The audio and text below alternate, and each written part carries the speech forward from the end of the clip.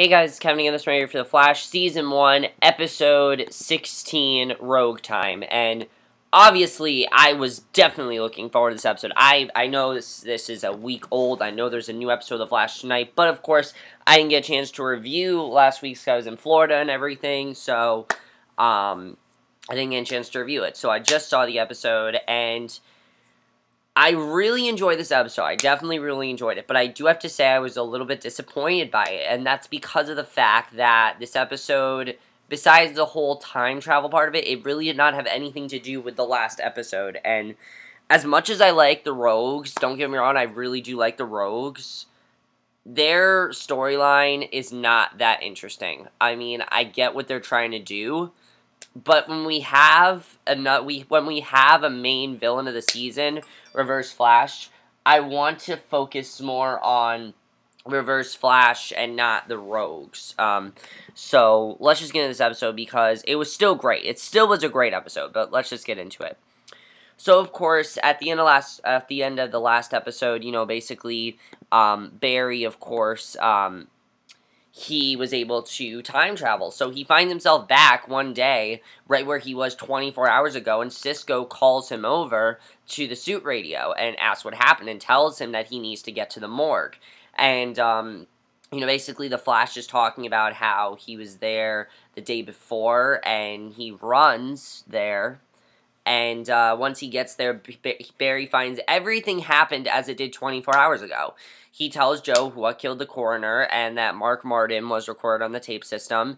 And the next day, Cisco and Caitlin arrive at Star Labs, and Caitlin tries to convince Cisco to go to the dinner in honor of his brother Dante. Now, if you recall, one of the things I did really like about this episode is that certain conversations we had in the last episode we actually saw some of that stuff here. If you remember, Cisco talked about how he has this brother and he wants nothing to do with him, and we actually get to see interaction between those two in this episode, which I definitely like seeing. He explains that his parents dot on Dante, and Caitlin offers to go with him. They get to the lab, and Barry brings him up to speed on what happened, and he repeats everything that they said, and Wells wants to talk to him privately.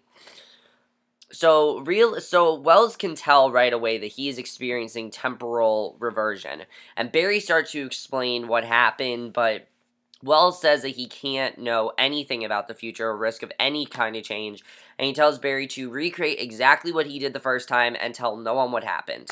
So afterward, he goes to the chamber and checks the future, and Gideon confirms that the future remains intact, and he tells him to tell him if anything changes. So, of course, we know what Wells wants to, we know why Wells is one thing to change, because he wants to kill Cisco. He pretty much knows that he's going to kill Cisco, and he wants that to happen. And I really like seeing that.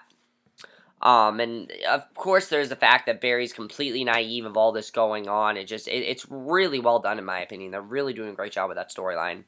So at the station, Barry arrives and remembers Singe being injured by Mark's attack, and Joe comes out and asks him how he figured everything out, and Barry claims that they were lucky guesses, and Barry starts to tell him what he knows, but then says that he has to run an errand, and he races to Mark's hideout and captures him in a matter of seconds, taking him to a pipeline, and after Cisco and Caitlin congratulate him and leave, Wells warns him that the time will find a way to create an even greater catastrophe to avert the one that he replaced, which it is true that time can do that. Time is like Wells said, time is a very difficult subject.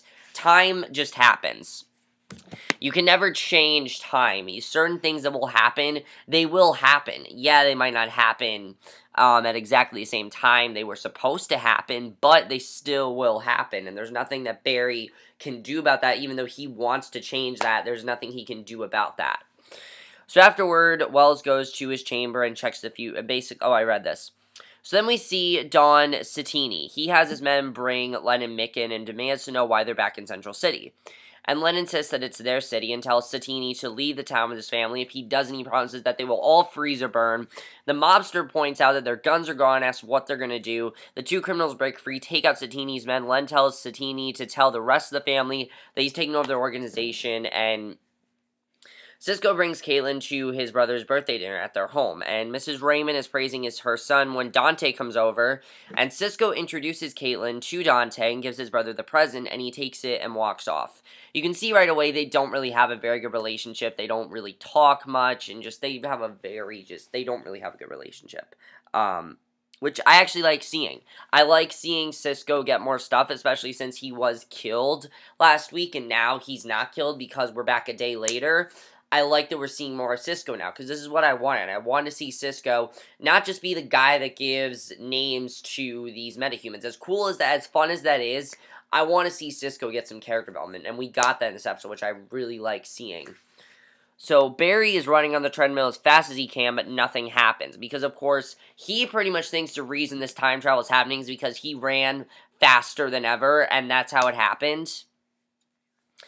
And it's not that. And Walls talks about how there's any number of other factors that might have sent him back in time. And Joe comes in and wonders how Barry captured Mark so quickly, and Barry says that there's some things that he can't tell him. Well, of course, he knew that was going to happen, but of course, Joe doesn't know that. So Linda calls, and he says that he'll be there with her for lunch and leaves. And basically, that's where we set up the first scene of last week. So if you remember, the first scene of last week's episode was Barry and Linda going out to lunch and everything. That's what happened there. So Dante plays piano for the party and then flirts with Caitlin. He then asks Cisco if he's still working at Star Labs, and so he's suggesting that he couldn't find any other work, and Dante casually insults his brother. Cisco storms off. You can see why he's so pissed at him. Like, it's understandable why Cisco and Dante have such a bad relationship. Dante's a dick, honestly. He really is. He's a dick. He's rude to Cisco. He's trying to steal Caitlin. Like, he is a dick, really, and I mean, seriously, really, he's a complete dick, and I really felt bad for Cisco here. I really did, and I like seeing that. So Barry arrives at Picture News, and Linda asks what else has been going on with him recently, and he says that he's been dealing with a lot of things recently. But she says that it's clear he isn't into her, and Linda figures that he feels more for someone else and tells him to go to Iris, which that did not happen before, and I was wondering, I'm like, oh no, are they going to break up? Because I really like Barry and Linda together. I've talked about this. I think that those two are very good together, and as much as I like Barry and Iris, I'd love to see Barry and Linda happen. So, basically, Mason starts to share his suspicions about Wells with Iris, and Barry comes over and interrupts them, and tells Iris that he and Linda are done, and he then asks to meet for coffee and talk, and Iris agrees. And as he goes, Barry tells Mason that he's wrong about Wells. Now, when he said to Iris that you want to talk, I'm like, please don't try to flirt with her. Because as we know, Iris did kiss him before he went back in time and even knew that he was the Flash. Here, she doesn't know any of that. So I'm like, okay, Barry, I understand that Barry likes Iris, but I don't really like seeing Barry try to, like, win over Iris. I really don't want to see, like, the scenes that happen in this episode between Barry and Iris were kind of dumb, honestly. I understand Barry really likes Iris and wants to be with her and everything. I totally understand that. But you have to understand Iris is not into you yet. She's not going to confess it unless you're in basically like a tsunami, which is what you essentially cause. So Iris not being into him is kind of Barry's fault because he went back in time. So yeah. And so basically, Barry tells Mason that he knows that he's wrong about Wells. You know, he still pretty much thinks that everyone is wrong about Wells, and I like seeing Barry be very naive about this. I do like seeing it because he's gonna be pissed when he finds out what is actually happening. And I was happy that did not happen last week because so many things happened last week that I was happy that was not one of them, because of course Barry went back in time, and if he would have gone back in time to Wells, it would have been completely different, and I really am looking forward to when he finds out. So that night, Barry meets Cisco at a bar and tells him about his breakup with Linda. However, he figures that he'll be meeting someone better. A young woman, Lisa, comes over and asks Cisco if she can buy him a drink. And Cisco agrees and Barry makes a hasty exit. Lisa explains that she's a structural engineer and in town for a symposium. Now, think about this. This girl's flirting with Cisco over Barry. Barry's very surprised. Cisco is, like, completely surprised. I was like, there's something about this girl. Cisco wonders if he's being pranked. She leans over and kisses him. They go to an expensive home. Lisa explains that they are squatting, pulls off her wig, Len turns on the lights, and explains that Lisa is his sister. It's obvious that he wanted Cisco to make new weapons, and it was pretty obvious that there was something else going on there. I mean, no one is that into Cisco. No one's really been into Cisco, so why would this just randomly happen? So Len makes it clear that if Cisco doesn't cooperate, that he'll kill Dante, which, at this point, I'm like, why would Cisco really care? He doesn't really get along with Dante. It's really not that threatening. So I really like that. I definitely enjoyed seeing that. I thought that was very well done. So the next day, Cisco recreates the 2 weapons in Santini's study. He tells Dante to stop trying to free himself, but Dante insults him yet again, and Mick and Len come in, and Cisco gives them the weapons. Len says that he knows all about his gun, and Cisco quickly removes the tampered firing pin. Lisa asks for her gun and wants something with gold. And at Jitters, Iris meets Barry, and he orders exactly what she wants. He says that he knows that she's... And this scene, I'm just like, Barry, your timing is terrible, and you cannot be doing this right now. Because he talks about how he knows that she's been thinking about him recently, but Iris has no idea what he's talking about. Because, of course, in this timeline, all those things that happen between Barry and Iris, they have not happened yet. You're ruining your chances with her. I understand you want to be with her, but you're ruining your chances by doing this. So... he talks about how he can't explain, and Iris says that she still loves Eddie, and it's not fair for him to make her the bad guy who has to say no. Which it's really not. I totally understand where she's coming from there. In this timeline, though, it's clear that she's not as into Barry as she was in the other timeline, just because of how some things have changed a little bit. So, Barry is kind of getting lucked out here. I mean, he just lost Linda. Iris wants something to do with him. Who's he going to turn to? Caitlin? No, that's not happening. I don't know. So, Barry goes to Star Labs, but he doesn't want to talk about Linda and Iris, and Caitlin hasn't been able to contact Cisco, and just as Joe calls Barry, he says that Len is back and they spotted him at the Santini Casino and figures that they're looking at a mob war. So at the casino, Captain Cole comes in when Satini's brother and his men arrive. Lisa steps out and covers one of them in a gold gun. The other mobsters open fire, and brother and sister return fire. The Flash arrives and runs everyone out, then grabs Lisa and puts the gun to her head. Captain Cold is confident that the hero won't shoot and says that if he doesn't release Lisa, that he'll have Cisco killed. The Flash has no choice but to release her, and Captain Cold says that he'll think about releasing Cisco as he leaves with Lisa. So, you know how I said I didn't find the Captain Cold thing interesting? Well, like, what I mean by I don't find it as interesting is that I just find the Reverse Flash storyline a lot more interesting than the Rogues. I understand they want to build up the Rogues and they want a ton of character development there. That's fine. That's cool. I like that. I like seeing these characters get their character development. I do like that. I think they're good villains overall, but I just would like to focus a bit more on Reverse Flash and less on Captain Cold.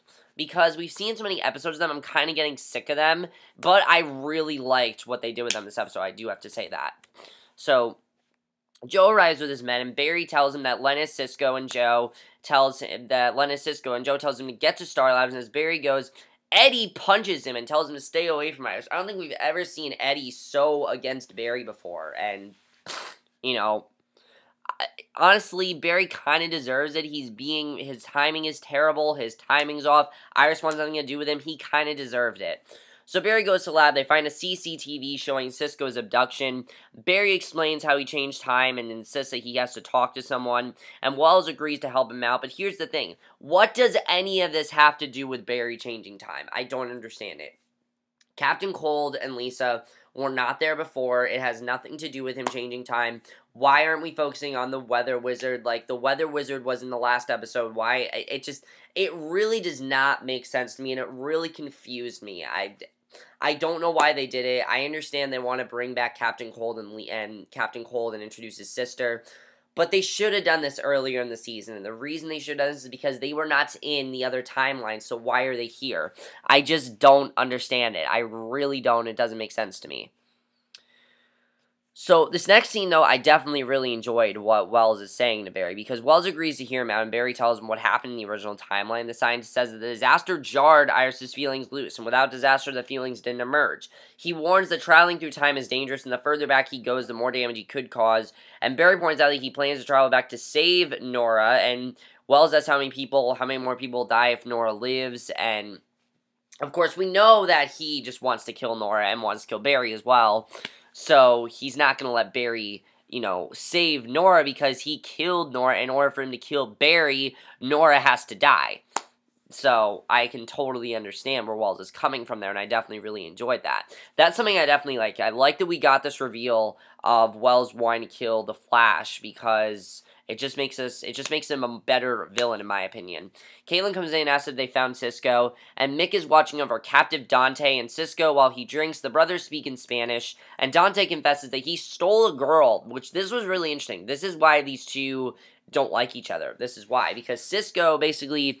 He stole a girl from Cisco in high school. He had a crush on her, and she had a crush on him, and basically he was jealous of Cisco because he has a future, and he was too scared to pursue his passion, and Dante says that he never fought for anything in his life until now. He kicks the table loose, grabs a leg, charges Mick knocks him out, then knocks Cisco out, starts beating them until Len and Lisa come in and calm him down. Lisa takes him to get some dinner, while Len says that if Cisco answers one question for him, then he'll let both brothers go. He asks who the Flash is, and when Cisco says he doesn't know, Len freezes Dante's hands and repeats his question. So Barry and the others are trying to find Cisco when he comes in. He says that he has no choice but to tell Len Barry's secret identity because he asked for it, and Barry assures him that it's okay and hugs him as he apologizes. And I was surprised that Captain Cold found out in this episode about his identity, but basically Cisco then walks out saying that he doesn't deserve to be there, and you can see that Cisco is really upset. I mean, at first Cisco was having a great episode, and now he's not having such a great episode.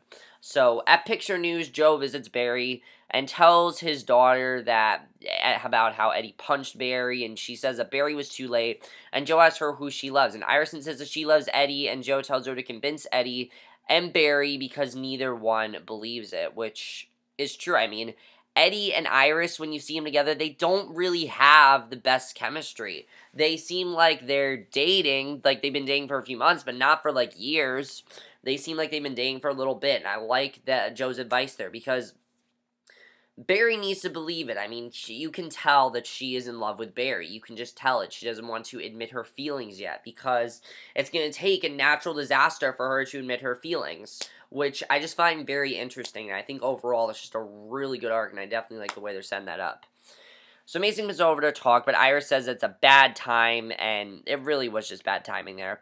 So Cisco's packing things when Wells comes in and asks to come to the containment chamber with him, and this I thought was really interesting, because this scene is very similar to last week's scene with Cisco, and I'm like, oh my god, is he going to kill Cisco here? He's going to kill Cisco. Don't kill Cisco.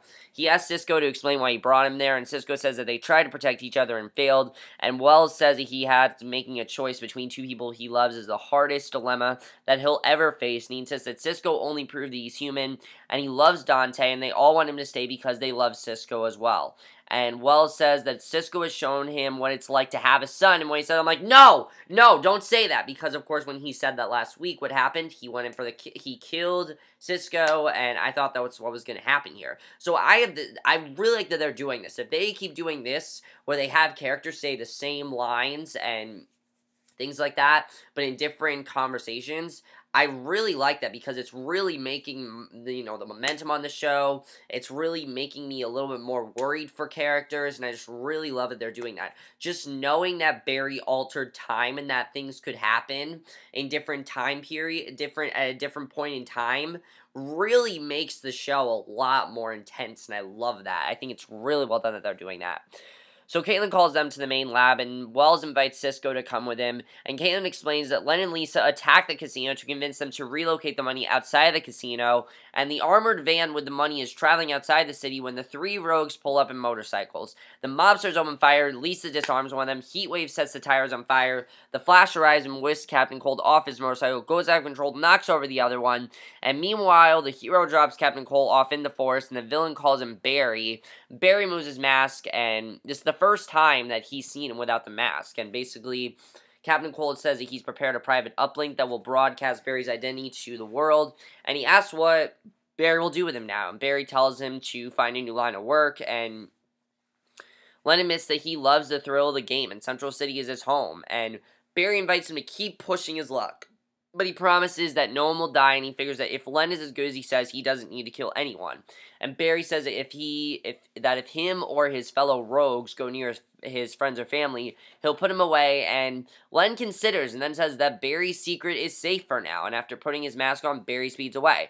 So for right now, he's saying the secret's safe, but I don't think that he's gonna live up to that promise. There's no way that he's gonna live up to that. So Barry goes to Jitters, Eddie comes over and hugs him, and he apologizes, much to Barry's surprise, probably because Iris talked to him about it, and Iris comes over to apologize as well. Caitlin's there and says that she told him that Barry is suffering from lightning psychosis, and that's what's happening to him, and basically, Barry's no choice but to play along with this, and Iris assures him that they're good, and once they're alone, Barry thanks Caitlin for her help, and basically, he has to pretend like he's suffering from lightning psychosis now, so I find that to be kind of interesting.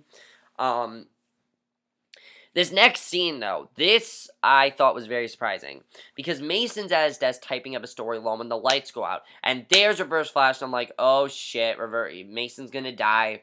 Reverse Flash asks what he knows about Wells, and he throws him across the room. Mason gives him the digital drive. The villain throws him across the room, confirms that everything is on the drive, rams his hand through his chest at super speed. Wells then wipes the computer, takes Mason's body away, and basically, Mason died in this episode, which I thought was pretty surprising. I didn't think Mason was going to die, but I guess, I mean, Wells must have known that Mason was suspicious of him, and Wells apparently is 2 steps ahead of him, which I just find to be really interesting overall. Barry asks Wells if he thinks he made a mistake letting Len get... Now, this last scene, I loved this last scene, and if this is any indication of what tonight's episode is going to be, oh my god, it's going to be a fantastic episode tonight. So he's kind of worried that he made a mistake letting Len go, and Wells figures that he did the best he could, and as they talk, Barry sees a news article about Mason's disappearance, and he remembers what the reporter said to him about Wells. If you remember, that reporter said how he thinks Wells did it, and Wells is suspects, and this kind of makes Barry worried, and I like that Barry is finally realizing that, yeah, Wells could be Reverse Flash, because he is Reverse Flash. And he leaves without comment, and at the station, Barry calls Joe up to his lab, says that he was right about Wells, and wants to start investigating about him. And that is how the episode ends, and oh my god, what a great way to end this episode. Now, I did have a few problems with this episode. I felt like the stuff with Captain Cold and Lisa just happened too late into this season. I feel like this should have happened a lot earlier. I love what they did with Cisco in this episode. Really makes care more for Cisco. But is Cisco in danger? Yeah, he's in danger. I'm worried about Cisco. I am very worried about Cisco. Just knowing what Wells could do to him, knowing that Wells did that to him in the last episode, definitely makes me a lot more worried for Cisco. Very worried of what's going to happen to him, and I don't know what's going to happen, but I'm looking forward to what's going to happen there. Iris. Is Iris going to confess her feelings to Barry? Because clearly we know she loves Barry. We know she's just hiding it, and I'm interested in seeing what's going to end up happening between those two, because I think that's really interesting overall. Let's talk about Wells. What is Barry going to do now about Wells? Does you think that he's going to find out Wells' true identity? How's this all going to come about? Does Joe already... I've talked about maybe there's a possibility of Joe already knowing. I don't know if he already knows, but we'll see what happens there. But yeah, guys, overall, as usual, a great episode. Loved it. I can't wait. What's going to happen with Mason? Is he going to find out that he was killed by Wells?